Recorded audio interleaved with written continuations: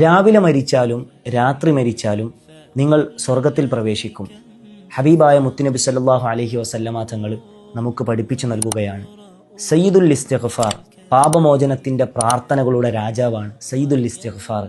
ഈ ഒരു പ്രാർത്ഥന പ്രദോഷ സമയത്ത് ഏതെങ്കിലും ഒരു വ്യക്തി ചൊല്ലുകയും ശേഷം രാത്രിയിൽ മരണപ്പെടുകയും ചെയ്തു.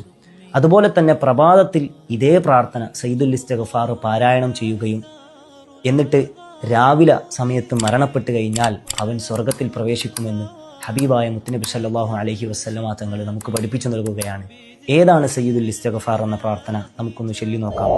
അല്ലാഹുമ്മ അൻത റബ്ബി ലാ ഇലാഹ ഇല്ലാ അൻത ഖലഖ്തനി വഅന അബ്ദുക വഅന അലാ അഹ്ദിക വവഅദിക മസ്തതഅത് അഊദു ബിക മിൻ ശർരി മാ സനഅത് അബൂഉ ലക ബിനിഅമതിക അലയ്യ വഅബൂഉ ബിദംബി ഫഗ്ഫിർ ലി ഫഇന്നഹു ലാ യഗ്ഫിറു ദുനൂബ ഇല്ലാ അൻത. ഈ ഒരു പ്രാർത്ഥന എല്ലാ ദിവസവും നാം പതിവാക്കാൻ ശ്രമിക്കുക. അല്ലാഹു സുബ്ഹാനഹു വ തആല നമുക്ക് തൗഫീക്ക് നൽകി അനുഗ്രഹിക്കട്ടെ. ഈ ഒരു അറിവ് നിങ്ങൾക്ക് ഉപകരിച്ചെങ്കിൽ തീർച്ചയായും ഇത്തരത്തിലുള്ള പ്രവർത്തനങ്ങൾ ചെയ്യാൻ ആഗ്രഹിക്കുന്നവരിലേക്ക് ഷെയർ ചെയ്യുക. അസ്സലാമു അലൈക്കും വറഹ്മത്തുള്ളാഹി വബറകാതുഹു.